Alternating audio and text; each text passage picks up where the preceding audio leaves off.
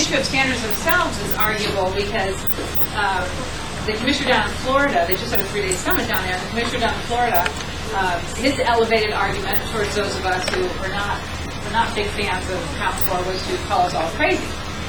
So, nice thing to say.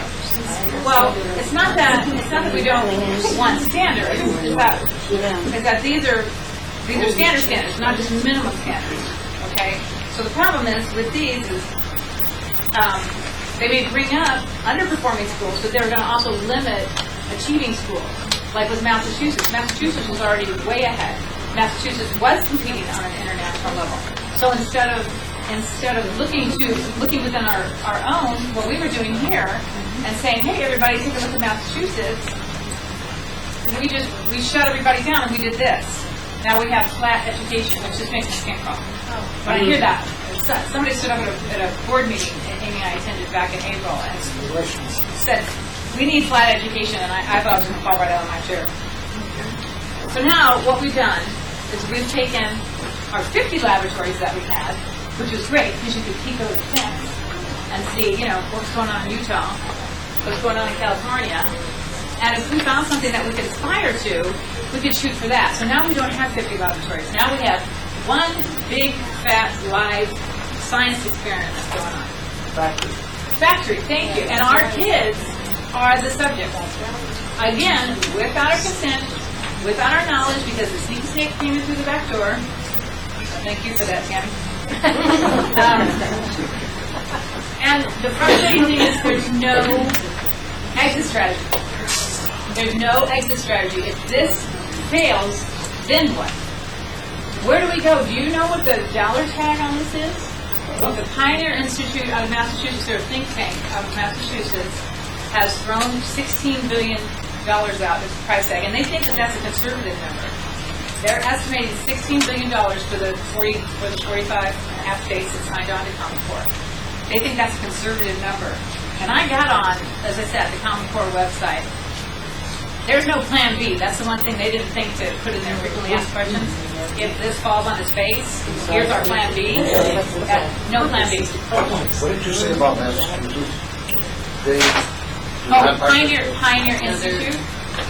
It's a think tank out of Boston, Massachusetts. Yeah, but you said Massachusetts participates or doesn't participate. Oh no, Massachusetts is, and that's the crazy part, because Massachusetts was, the state of Massachusetts educational system was leading all of us. And Virginia and a couple others. Their standards were way up there, their numbers were way up there, they were testing high, they were competing number-wise at this international level that the core writers were saying, because their whole point of this is that we're failing internationally, that we can't keep up, that our students are never going to make it in the international market. That's the fear that they're spreading. That's the whole point behind having to have these national standards, because I guess the United States is just going to disappear in 5 years or something. I don't know. So, but I'm saying that we had high-performing states already. I think that this was unjustified. I don't know. I mean, I don't really have any academic muscle to flex in this issue.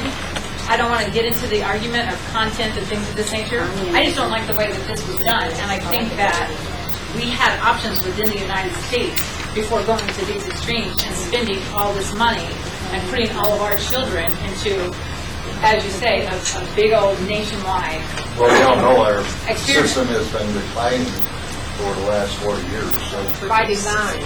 By design. Yeah. Right, thank you. Yeah. So anyway, and then another major issue of Common Core is the centralization of it and the loss of control.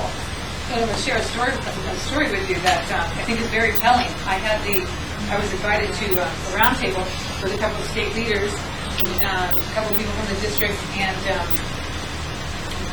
another mom. And this gentleman stood up, and he's I believe he's a mathematician. His whole background was math, and he stood up to share with us how he likes the Common Core. And then he goes on to say, but I don't like it that they're not letting us teach and study math, and I don't like it that it's one size fits all, and I don't like it when I have to call back there and get my questions answered because they're rude.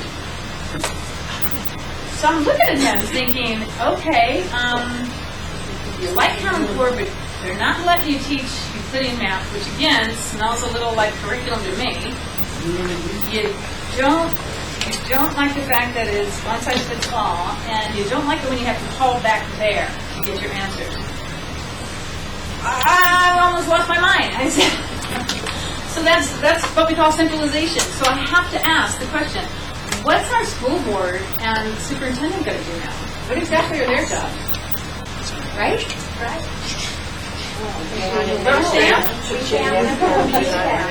Okay, but why aren't they fighting for us? Why aren't they standing up for our children? They don't know about it. They don't know about it. I talked to a state senator the other day, about Common Core. Do you want to say which one or no? Stays in this room? Well, Well, we're being filmed, so if you don't want to say, don't say. It's fine. I'm sure it could have been any one of them. He stood there, he was aghast at what I was telling him. He couldn't believe it. The legislature had nothing to do with this.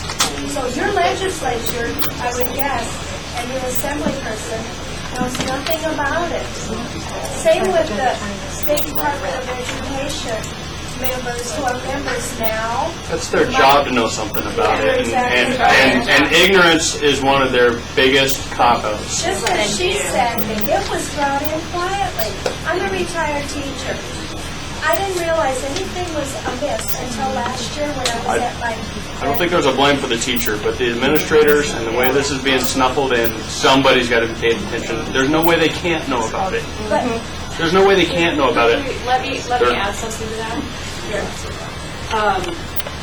I know how long it's taken me to fill my canvas with dots so I can paint a clear picture.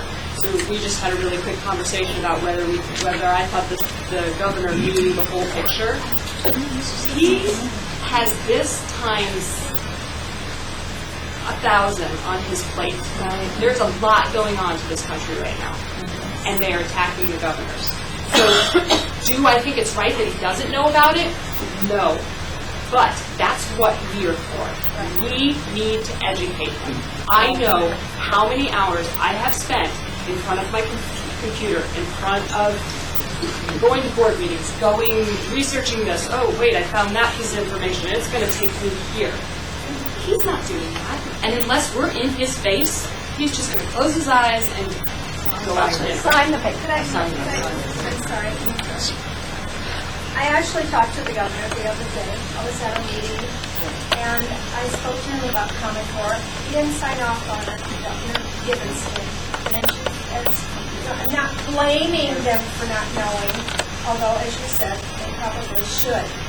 But things that was brought in under the wire, the governor, he said, well, I support it because of the higher learning. I said, okay, I'm for that too. You want to teach? I'm for that too. I said, but what about all the data mining that's going on? I said, they're doing this and this report, and he said, I will never let that happen. I've got the article. Shame on him. I've got the article. That he doesn't know what's going on.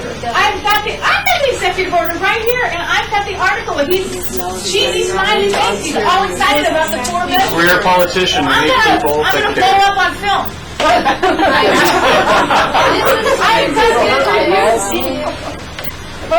You'll never let that happen. Our portion of that the state thinks it's going to cost, that they put into the application, the grant application, is $175 million. Now, I'm positive taxpayers don't know about that. That's a lot of money, and that's probably on the conservative side for us, too, because it's more than just reframing the teachers, materials, bandwidth, computers, and on and on and on. So I just think that's a big secret number. So even if you don't have kids in school, it's important to know you're going to pay for it. It's like I tell people, you may not drive down the 93, but you're paying for the maintenance of it. What's the general consensus of teachers, not the unions, but teachers individually? I don't know if you guys ever polled them.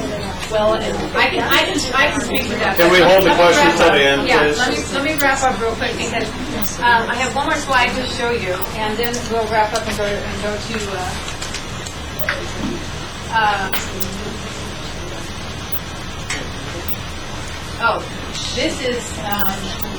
This made me sick when I found this. This is what Common Core is all about. This is what I believe Common Core's end game is all about. The United States, this is a quote right off their website, Common Core website. The United States is falling behind other countries in the resource that matters most in the new global economy. Okay, you could have knocked me over with feather.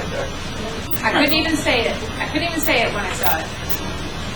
I mean, I look at these little cutie pie faces here, and I'm thinking, what the heck? Like I said, what the heck? I say that a lot to my computer these days. This made me sick. You know, my husband and I, when we decided to have children, we weren't thinking this. And we weren't thinking this. We were thinking we would have children to raise a family, to raise them up in our church, to be loving children and let them paint their own canvas, to do whatever they wanted in this life, to be Americans, to be free, But you know your children aren't yours. to be loving. They're the community. Never dawned on me that they would be stamped with a dollar sign. And like I said, the public school, educate them at your own risk. You're not getting a return on investment from my children. They're going to grow up to be whatever they want to be. So that made me sick. And there's got to be more to life than just being a global worker for a global workforce. I think we need to raise our children to be good, rounded Americans. The global thing will come if it's meant to come.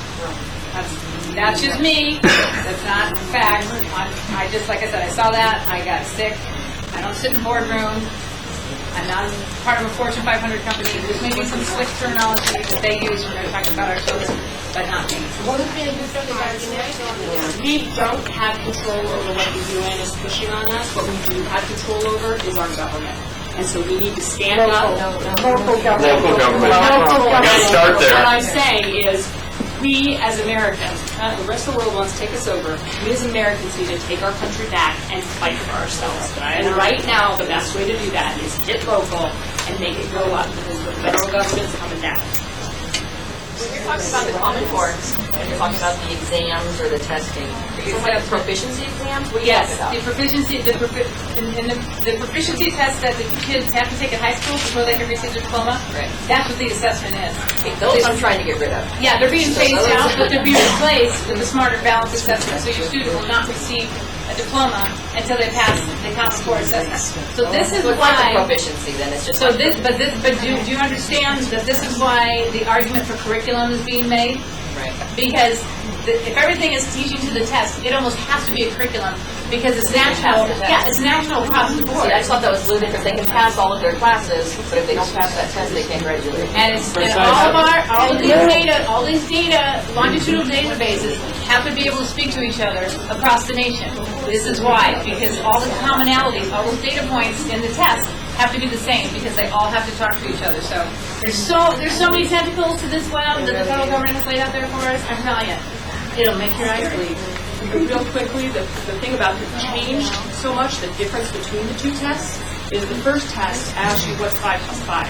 It's 10. The next test that's being put in place now is which method did this person use to get the correct answer. They don't care that the kid knows that the answer is 10. They want to know what method. A curriculum is the only way they're going to know what method was used to get whatever answer they got.